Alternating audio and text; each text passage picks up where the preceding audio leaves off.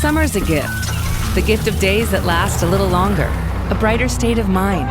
So gift yourself a new Kia at the Kia Summer Sticker Sales Event. With specially tagged vehicles including the Sorrento, Sportage, Carnival, as well as the Niro Hybrid. All backed by a 10-year, 100,000-mile limited powertrain warranty. So the gift of summer can keep on giving for summers to come. Kia, movement that inspires. Call 800-333-4KIA for details. Always drive safely. Event ends 7/6/26. See dealer for warranty details. Welcome back to Cocktails and Classics. I'm Dylan. Joining me, as always, is Benjamin. Hello. And this week, we're doing the second part of our double feature. You know, it's summertime. The weather's getting warmer. It's a good time for like a double feature at a movie theater. The only time I've ever really done that is I did with my dad. I did all the Lord of the Rings movies, extended editions, back to back to back, when I was like a kid in like middle school or high school. That was awful. And then I did Shaun of the Dead, Hot Fuzz, and The World's End. When The World's End came out, I went to tour Eastern, or I was doing something at Eastern, Presidential Scholarship Competition or something, and I watched all three in one night at the theater. Good times. There is a lot of movies I think that would make, you know, like a good double feature, like a perfect pairing of movies. And so last week we did John Carpenter's Big Trouble in Little China, and so the theme of this double feature was just John Carpenter movies. And so I pitched to Ben that we should do In the Mouth of Madness, which I feel like is a little underrated, or like under the radar, maybe more so, John Carpenter movie, because I never hear anyone recommend this movie. Didn't even know it existed. Exactly. And this was one that, like, you know, I love They Live. I love The Thing, Halloween, Big Trouble in Little China. You know, like I've seen most of John Carpenter's movies, and then I only found out about this one, I don't know, a couple of years ago, within the last 5 years. And I immediately was like, I got to go fucking watch this shit, because it's like Lovecraftian, Stephen King-esque John Carpenter movie. I was like, I'm fucking sold on this thing. So I had to go watch it. And so this is one that I've recently seen. So I don't necessarily have like an old nostalgia to it. And you said you didn't even know this one existed? Nope. Yeah, I feel like not many people probably know this one existed.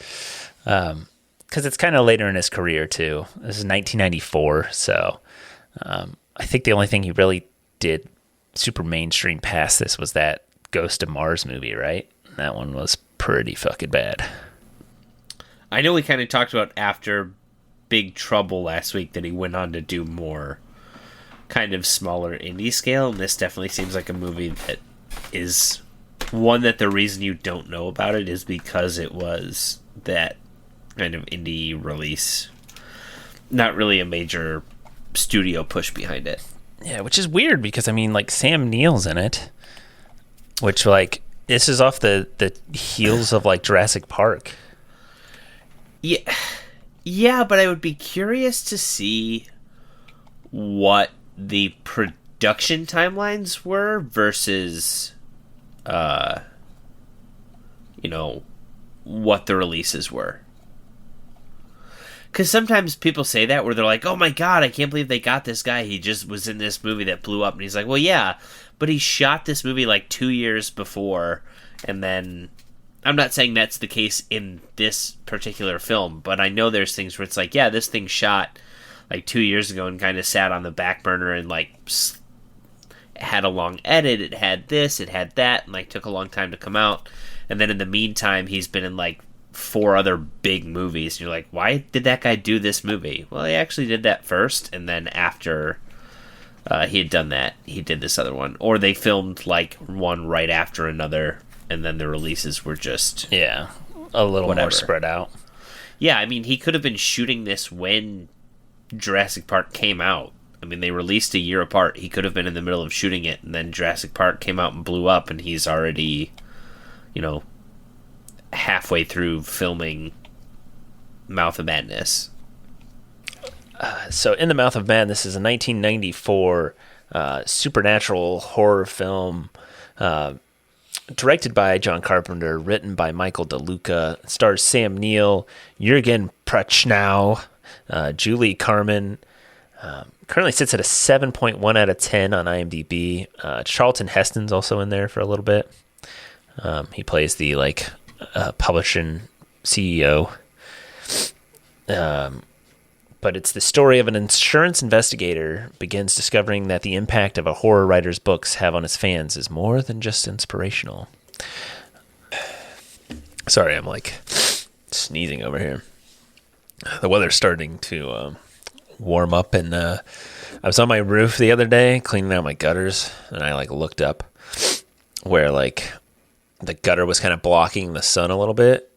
And I could see, just looking straight up, and I could see all that what is that, cottonwood or whatever, the little fuzzies in the air getting hit by the sun, and you could just see it was everywhere. I was like, oh no.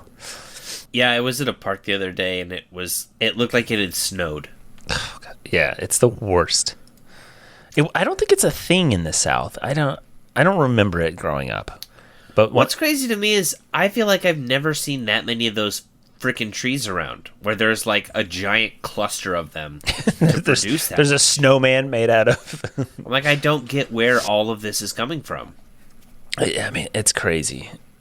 We together with our friend group, we've played Call of Cthulhu, the tabletop role playing game. Yeah, and so you kind of could see the inspiration here from the Lovecrafty. And so I feel personally that's one of the things that really drew me into this movie. I kind of talked about it a second ago of they talk about Stephen King. I mean, Sutter Cane is basically a Stephen King-esque character. He's probably the closest real life author that they're trying to represent here.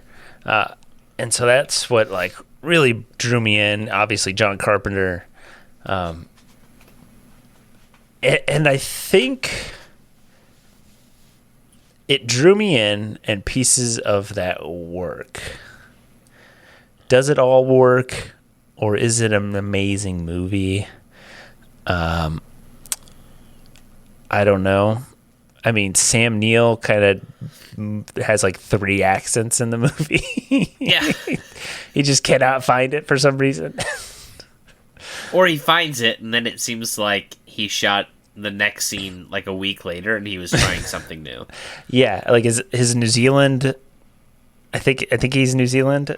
I think so. He's a Kiwi. It comes out at some point, and then he's kind of American, transatlantic at one point, and then it's really. You just kind of gotta, I guess, accept it. Because it's not great, but it's hey, maybe there's some deeper thing here where it's when he's in the book or whatever. All right, he's got it. Oh, okay, yeah. Spoiler alert: he's always in the book, so that doesn't make any sense. But he doesn't know he's in the book, okay? Until that shouldn't affect his accent at all. Boom, roasted, lawyered. But I was a big fan of this descent into the world, I guess. Where he's I don't read Sutter Cane, whatever, blah blah blah, and then he starts to read the books, and it's ooh, these are kind of spooky. I'm gonna have bad dreams. I'm having bad dreams. Ooh, I'm having bad dreams inside of bad dreams. I am full on Scary Terry. And then he just goes Private Eye Noir, where he's starts cutting up the pages to find the map. Yeah. Which, I mean, was a kind of a cool... It took me a second at first, because you watch him cut the first 2. You're what is he doing? And it's not till he starts cutting the third one that you kind of see the red line in the background, and you're oh, Oh, all right. I thought he was just wildly cutting shapes out for no reason. Like, what is he doing? He's losing his mind right now in real time. He's just ripping the covers off books and cutting out pages. What is this? Now I see why Ra's al Ghul and the Riddler decided that this guy was insane. Was that a Batman Begins? No, it's a Batman the Animated Series reference. What is Sam Neill in there? He's not. John Glover, who is Saperstein, plays the Riddler. Okay. And David Warner, who is the psychologist who sits with Sam Neill's character, is Ra's or Raz, whatever. I don't really care what you want to call him. I'm going to call him Ra's al Ghul because that's what I grew up on. He's the voice of Ra's al Ghul in the animated series. Okay. I heard his voice and I'm like, this guy sounds really familiar. I was going to say... Wait a minute. Holy shit, he's in Batman. And then it was like, yep, this clicks.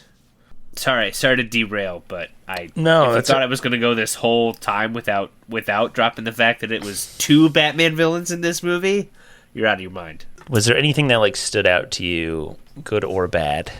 I think one, like I said, I think what stood out to me is that had this been, I think, more of a studio production and less of like an indie type film, I think there would have been more about it. I think this would be kind of talked about more. I was trying to figure out like where this was going when we meet Cane. I'm like, okay, is he supposed to be like the devil? Is he like, okay, no, he's not necessarily the devil. But he's being spoken to by these. And I'm like, are they demons? It's like, okay, well, no, maybe they're demons, but they're not. And then when you start to see more of like the,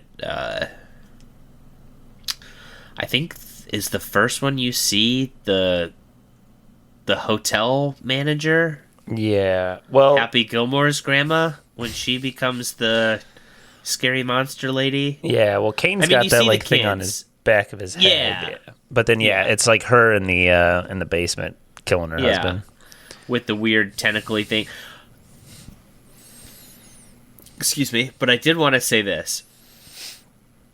The more things I've seen of John Carpenter, the more if you showed me a monster that was in a movie he directed, I could 100% tell you. lots of little wiry tentacles. Wiry tentacles and like just I don't know, they all look very identical, and it wasn't something I think I would have noticed as much had we not done, because like even like the blowing up head in Big Trouble, I feel like is very resemblant to the guy in Thing when he inflates and blows up. And then like all of them look. I was like, oh wow, if we hadn't just watched a John Carpenter movie, this wouldn't stand out. But the fact that we've just done 2 back to back, I'm like, these look. I think it's like signature-y thing. Yeah, it's like the kind of humanoid, especially like the monsters in particular. I feel like it's like kind of keeping part human in that monster to like maybe add to that horror, I guess. Because like in The Thing, that's a big part of it is like, oh well, it's the alien, but he's still like it takes the human form, and then this it's you have was it Mrs. Pickman in the basement, and you see her like chopping up her husband, and she is kind of terrifying. And then there's the thing outside as well in the greenhouse as he's sleeping, just randomly there. But okay, yeah. Well, and the girl. I would say. What's her name? Stiles. Yeah, Stiles. Yes, Stiles. The ethnically ambiguous Stiles. When I first saw her, I was like, huh, yeah, she's like mixed or something, right? And then you see her later in the movie, and I'm like, is she Hispanic? I can't tell. And then I see her, maybe just Italian. I guess. And then I saw like her picture in the like on the page, and I'm like, this is like a white woman. What the hell is going on here? just the lighting. really ambiguous lighting. Yeah,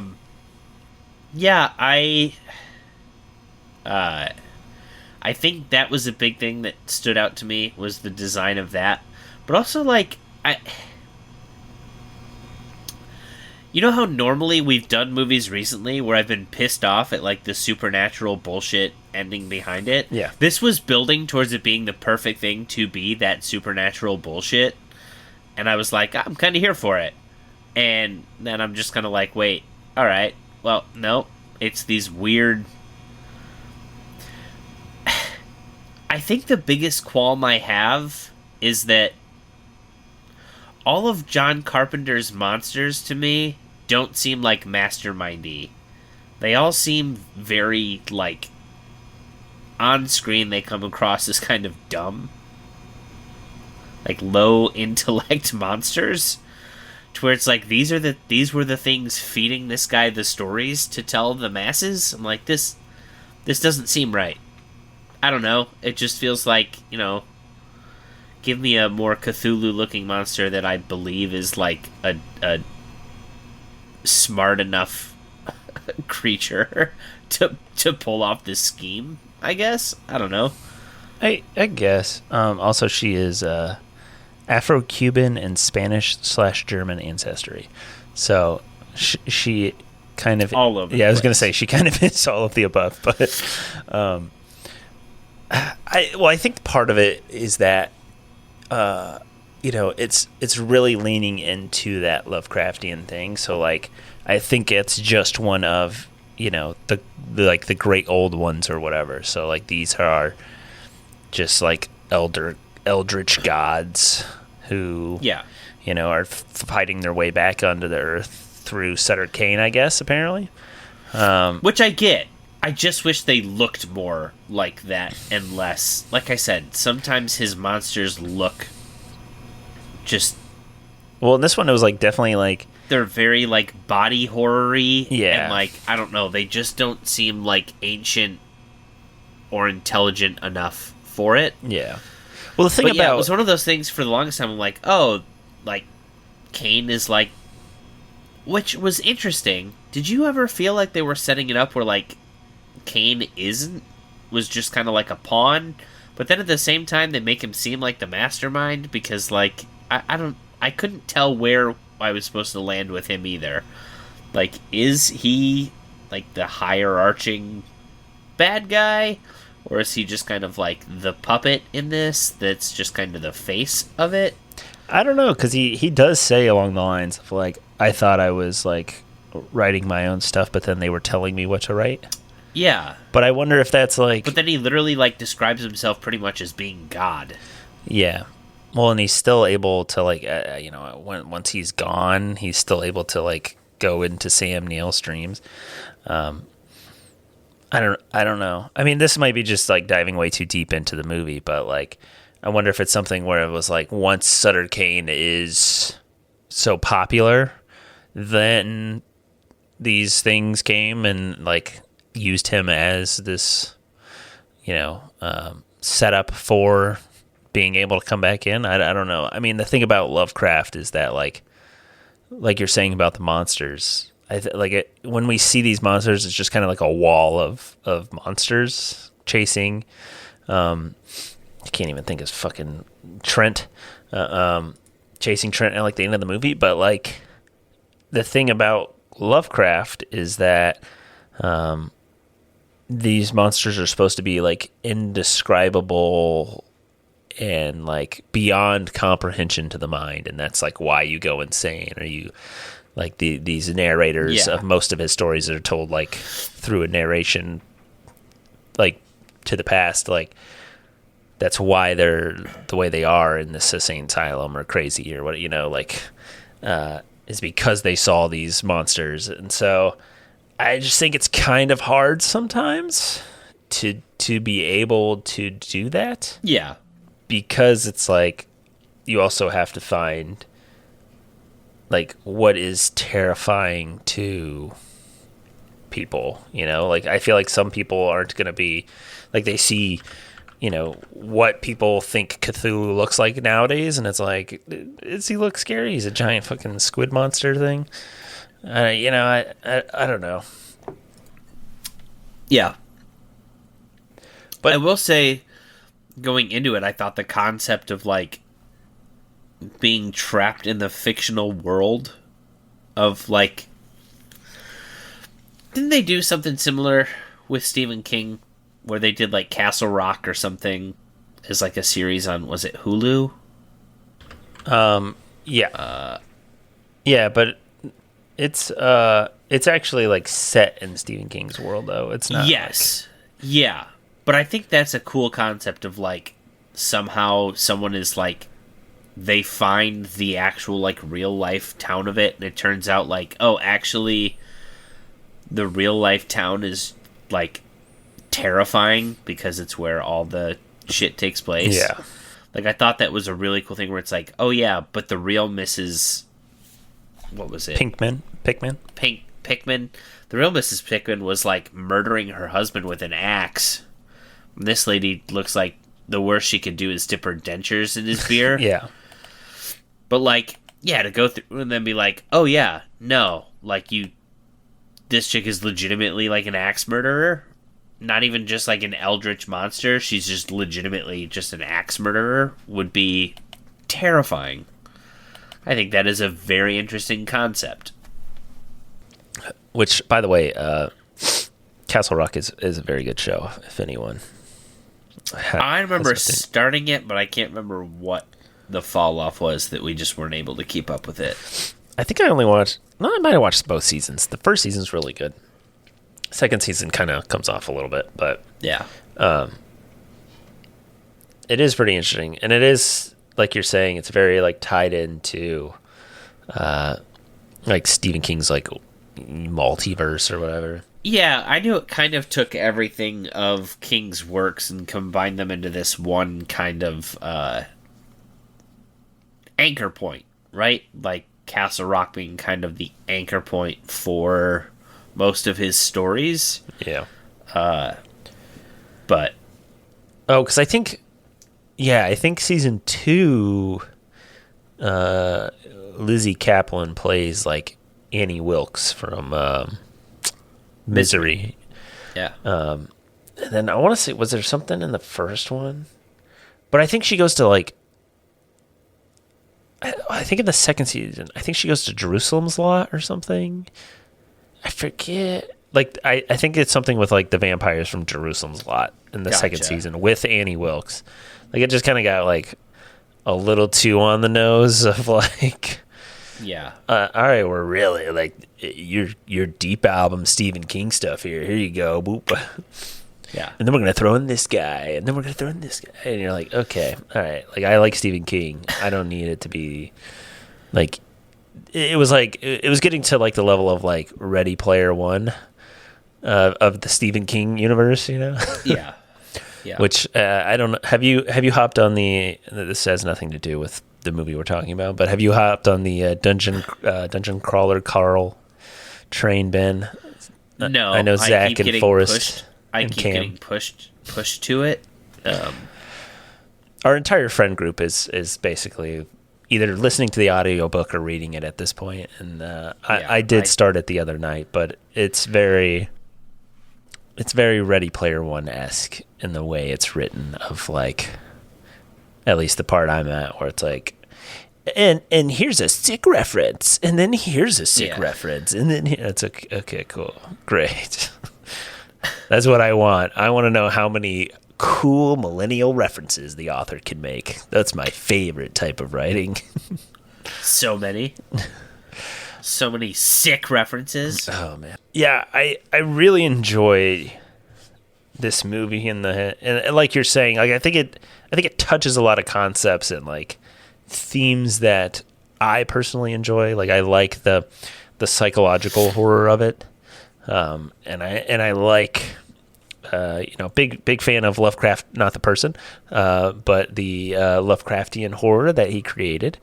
Even though there are some racist tropes built into that, but I do like this eldritch god, thematic horror that we have because of him.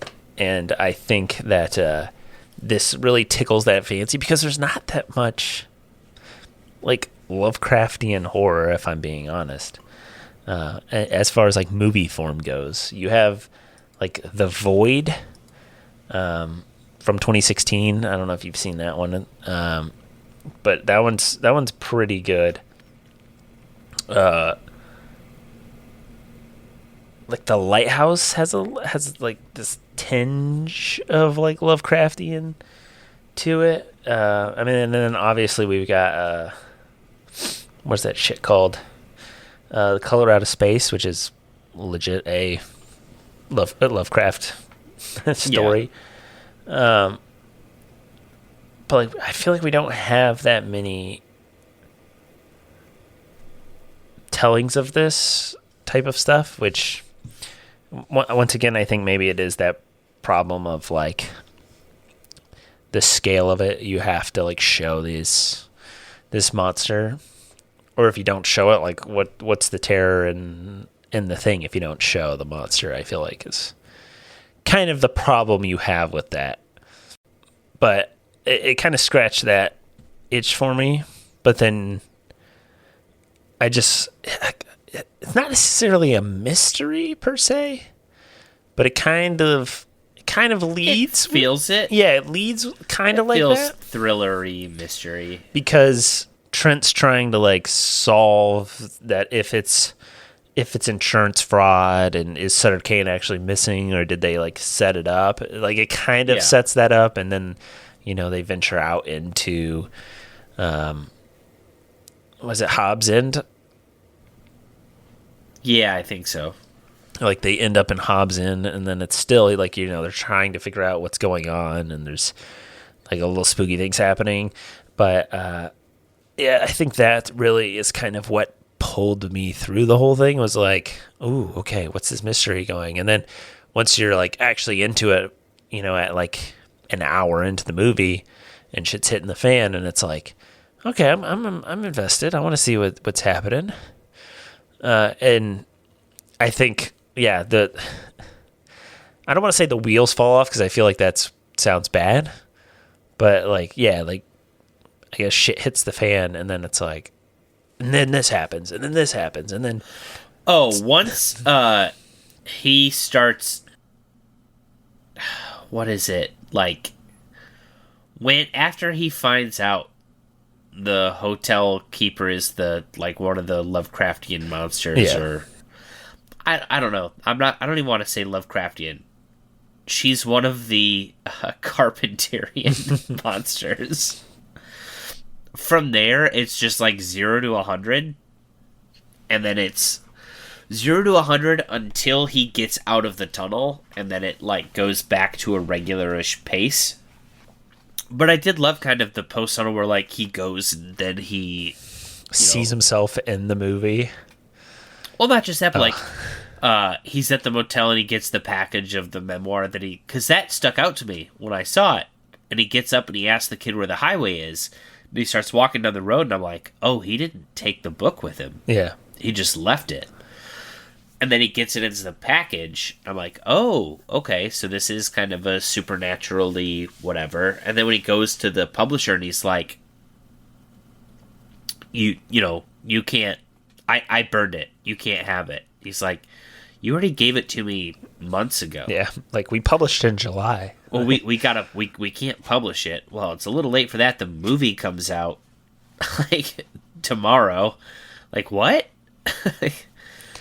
I thought that was an interesting thing to be able to showcase that, like, you're just a character in all of this, and no matter what you do now, like, it's one of those things where it was almost like he had the glass shatter moment of, like, you're just, well, I think that's, like, when he's watching I can't remember what it is, but, like, where they've done the stories where, like, it's supposed to be, like, a play on, like, a video game NPC comes to life, and it's just like, wait, what? This is insane. It's not Fall Guy. Is that the name of the movie? It's the fucking Ryan Reynolds one. Free Guy. Free Guy. That's. Yeah. I was like, the Fall Guy doesn't sound right. Yeah. No. Fall Guy is the one with Glenn Powell that came out a year or so ago. The Fall Guy. Now you've got me questioning. Free Guy is the Ryan Reynolds. No, you're right. I know that one. You're right. I- No, Ryan Gosling is the Fall Guy one. Oh, with that's Emily right. Blunt. Why did I think? Is it because Glenn Powell was in a movie? I think right around the same time, but I can't remember what it was. The Running Man. No, it was before that. It was when we're like, I can't remember what it is. Is Glenn Powell a psyop? You know, like, have we just been force-fed Glenn Powell? I mean, in the same way we're force-fed a bunch of other actors. Yes. Chad Powers? Anyone But No. You? Twisters. Hitman. Hitman. That's what I Okay. was thinking of. No, I was thinking about this the other day, Ben. You know, in the last couple episodes, I've been hyping up Obsession, or not Obsession, but Backrooms. And then this other movie, Obsession, also came out, another horror film, independent horror film. And they went number 1 and 2 in the box office, and it's like the first time in history that 2 independent films topped the box office. And I don't know if you know the band Geese, but there was recently a Wirecutter article about how they're a psyop, and that basically they were an industry plant, that they that there was like this big marketing firm behind them, and that like they the marketing firm was basically like, oh, if somebody goes and comments on something like, oh, this band sucks, like we know the like algorithm and way to basically like we'll have 2 to 3 comments that are like, no, they're great, no, they're good, they're like, and basically beat out any of the bad comments and like force this band to be like popular basically. And so that was like a whole thing that everybody was commenting on. And so my thought process was like, is Obsession and Backrooms just a psyop? Like, am I being force-fed? Because I did not know about this Obsession movie at all. Never heard anything about it. On here, I was talking about Backrooms the whole time. I got a shit ton of Backroom content on my reels. That's fine. And then I just started getting shit about Obsession. Like, just so much shit about this movie. And I'm like, am I being force-fed these movies? I remember seeing something about that movie like a while ago. The kid who made it is like he makes a bunch of like sketches on TikTok and Instagram and like comedy stuff and some horror stuff. But yeah, I was just like, am I just being force-fed stuff so I go see this movie and like show interest in it? Yeah, pretty much. My algorithm has figured me out that much, or they're... Welcome to the fact that we have something called an algorithm to show us what the computer thinks we're going to like? Yes. You think they can't manipulate that? Yes, of course they can. However, this is the most I've ever heard about being like industry plant. Everybody's a fucking industry plant. Where am I? I'm in my goddamn basement recording a podcast. Where was the industry for me? We just needed a famous dad. We needed to be Nepo babies, Ben. Oh, fuck me. Summer's a gift. The gift of days that last a little longer. A brighter state of mind. So gift yourself a new Kia at the Kia Summer Sticker Sales Event. With specially tagged vehicles including the Sorrento, Sportage, Carnival, as well as the Niro Hybrid. All backed by a 10-year, 100,000-mile limited powertrain warranty. So the gift of summer can keep on giving for summers to come. Kia, movement that inspires. Call 800-333-4KIA for details. Always drive safely. Event ends 7/6/26. See dealer for warranty details. I would love to see somebody do almost the same movie like with what they could do today. That would be interesting. I'd love to see like a Jordan Peele make this movie. Okay, all right. I just think like with more of what they could do, I will say the whole like he's in the book, and then at the end he gets out and the apocalypse has happened in that, and then he sits down and watches the movie and it's retelling everything of him, is like, okay, I would almost rather it like just end with him in the insane asylum, but like almost have somehow show that that's how the book is supposed to end. Like that he's just in the book the entire time. Because it's weird where like he's in the book, but then all of a sudden like he's not in the... He's delivered the book, then he's in the insane asylum, and then he goes to watch the movie based on the book, and it's him. And at that point I'm just like, okay, I get it's supposed to... The point is to be like, is he in the book or not? But sometimes... It's getting a little too meta at that point. Well, we're yeah, when we're like 6 or 7 like inception points deep, like come on, let's get... I mean, I think the big thing about the scene of him watching the movie is that like part where he's like, this is not reality. This is not reality. And then he starts like laughing, like he's like going hysterical. Like that's like the whole big point of that scene. But like, I don't know. I was thinking, like, as I was watching this, because I had watched it early. Same thing I did with Big Trouble in Little China, where I watched it a while ago, and then I was like, all right, well, I got to watch it again, just keep fresh on it. So as I was watching it today, like the last little bit of it, I was like, I feel like if this was a book, I would fucking hate the like 8-layer meta shit going on, where it's like, is he actually in the book? Is it, oh, now he's going to see the movie? And it's like it works as a movie, but like as a book, I would feel like it would just be fucking obnoxious and be like come on. I don't know. Aside from that, like I don't know if I love how they kind of showed, or I guess revealed, Cane's stuff.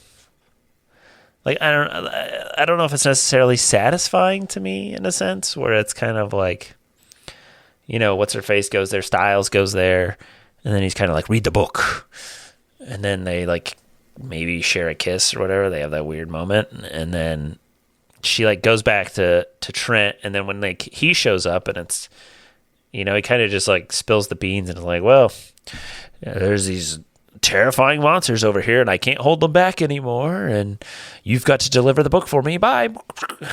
It's like, okay, like, all right. I didn't like how Styles was just kind of like, no, I'm not coming with you. I've seen the end of the book. And then it's just like the end just goes into like she never existed in the first place. It's like, well, wait, what? Yeah. I'm confused. Did she know she didn't exist? Is that why she didn't leave? Well, then, did she not leave because she knew like the apocalypse was coming, and her thought was just like, I'd rather just die now than have to deal with that? Like, what was the point of that? Honestly, what was the point of her character really in general? To have a second character to go there and then I guess it's kind of what you're saying. Like, she's his anchor to reality for most of the movie until the end, when she's not, because she never existed apparently. That's where I'm just like, I don't... Well, and it's like, I think it's another thing where it's like, you know, the his agent has read the book, and so his agent goes to attack Trent because he's going to bring the book back, and it's like, yeah, it just, like you said, it's one of those things where like we're 8 levels of meta deep, and it's just too much to really follow anymore. But I thought this movie had some really cool ideas that could have been done. I just think it took too many of them and tried to put them all into one thing. I agree there, and I think that's what the a idea lot of finding out the character that you've been following is actually just a character in the story he's trying to stop. That's a cool idea. The idea of finding this fictional horror town that doesn't really exist, but you somehow stumble into it, and then it's full of the actual monsters and evil that the books are about. Cool idea. Putting them together, but then once you get into like, okay, he's a character in the book, and then they go to this thing, and then it's like, he's freed. Is he freed? No, he's still in the book. So to realize he needs to stop it, he burns the book. But he can't burn the book because he's in it. When he goes to the publisher to tell him he's burned it, he's already dropped it off because he's been in the book the whole time. It's like, well, wait, what? What is going on here? Same with him on the bus. Like, he's on the bus and all of a sudden it's like, I can make... my favorite color is blue. Now everything's in blue. Wait a minute. I thought the book was done. Now we're changing the book? This doesn't make sense. Yeah, it's... I think that's... I had read some, like, I want to say it was, like, reviews on Rotten Tomatoes or something, or, like, maybe it was just, like, the reception part of Wikipedia, but that was one of the things somebody had said was, like, there's just so much going on, and they don't really hone on, like, one idea to, like, focus on. Well, the other thing is that, like, Sutter Cane tells Trent at one point, he's like, you didn't exist before I wrote you. And so, somewhere in there, I don't know if the beginning is part of the book or if eventually he becomes part of the book, but yeah, I don't know. Yeah, you didn't exist till I created you, but you've also read all of my other books, which doesn't make sense because you're a character in a book, so how were you able to read the other ones? Interesting to see the people that were considered for the role of Trent. Tom Berenger, could see it. Easy enough. James Woods, nah, maybe. Michael Keaton. Interesting. Gabriel Byrne. Okay. Ray Liotta. Couldn't see Ray Liotta doing it. Gabriel Byrne I could kind of see. I think he would have fit. I think, honestly, most of those, I think, would have been good fits. They had Rutger Hauer was considered for the role of Sutter Cane. What do I know him from? He plays Batty in Blade Runner, like the replicant that he's like chasing down. He also plays Hobo in Hobo in a Shotgun, or Hobo with a Shotgun. Oh, of course. How could I not remember that? Cardinal Rourke in Sin City. I've never seen Sin City. I feel like I've seen... You want to do a bad double feature? What would you like to do, Ben? We pair movies that Frank Miller has done. Oh, God. What else has Frank Miller done? You get Sin City. You could pair it with, like, The Spirit. 300. I think that would mostly be it. I don't think he's done really a lot of other... I was going to say, okay, he's only directed The Spirit and Sin Cities. Yeah. Yeah, he wrote the script for RoboCop 2 and 3. But anywho, yes, Rutger Hauer for Kane. I was surprised. I've never seen, like, Das Boot, so I'm really not familiar with Jürgen Prochnow. But I was impressed. I thought he was creepy. Very good as being, like, yeah, very creepy. You've never seen In the Mouth of Madness. So, you're going to give a fresh review. And then I'm going to give a nostalgia one and an updated one. So, hey, Goob, Go ahead. Let us know what you thought. Oh no, I'm solo goobing this week. Yeah, you're solo gooning too. All right. Yeah. This was, like I said, I thought this movie had very cool ideas. It just, I feel like, put too many of them together. It just needed, I feel like it needed someone to come in and help out, try to keep it a little bit more intact. Just like Stephen King, it needed an editor to Yes. No, like I said, I think this movie would have been, I think, more popular and recognized if it had gone through a studio system. I would like to see what it could be done, like, with a modern feel to it.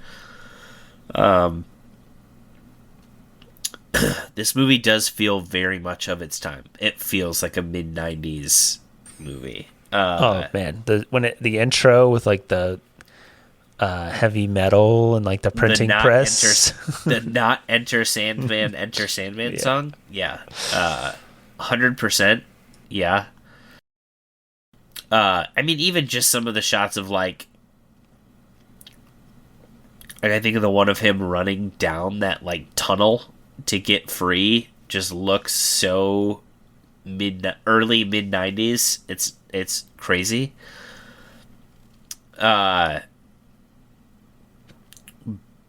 But I would say, I don't know. I feel like if you haven't seen this movie, I'll be honest, I don't think you're missing it. If you're not like a Lovecraftian type of person, I think it tries to do a bit too much. It overcomplicates itself when it doesn't need to. I don't know that I need to go and watch it again. I would give it like a 5 out of 10. It's all right. It's mid. I'd say it's a mid movie to me.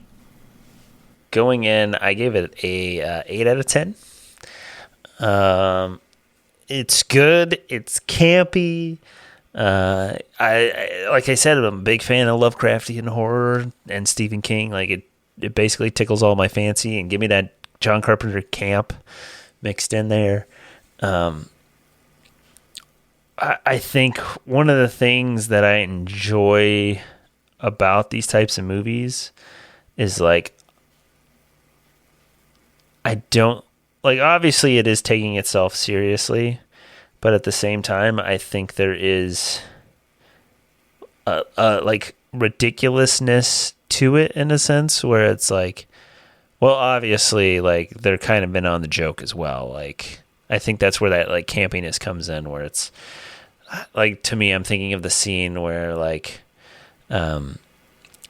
he like punches Styles, gets her in the car, and then he's like trying to start the car, and she like has the keys and like swallows the keys, and he's like, "Oh God!" Like that scene just makes me laugh. Like, it's so ridiculous, and I'm like, there's no way they like filmed this and they weren't like, this is a little goofy, right? But I don't know. I still am very strongly in favor of this movie. It is, I feel like Carpenter doing what he does best, creating this suspense, showing us these like otherworldly horrors, these Carpenter-esque monsters. I think if anyone would have been able to do a Lovecraft movie, it had to be John Carpenter. And so I wish he could get a bigger budget, or if he was interested in making a movie now, I feel like he would be the one that could do it, I think this movie, I kind of agree with Ben. Like, if it's not your thing, if you don't like horror, if you don't like kind of like psychological, like eldritch horror, you're not missing much. It is very 90s. We also grew up with 90s movies, so it does kind of hit a nostalgia for me for a movie that I hadn't seen until like 4 years ago, you know.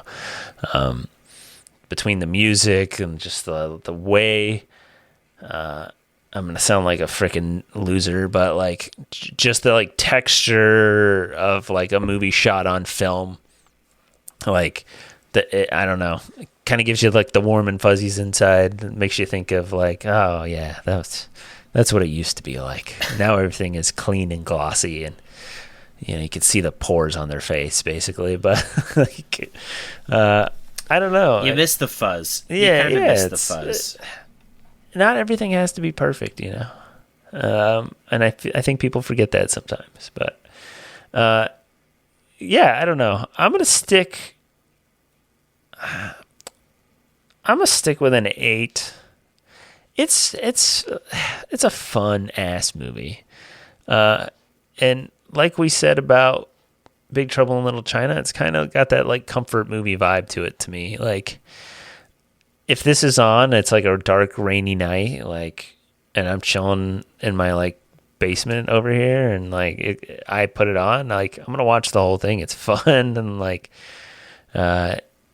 once shit hits the fan and like the monsters come out, and you're like, wow, this is awesome. This is what I waited for, you know.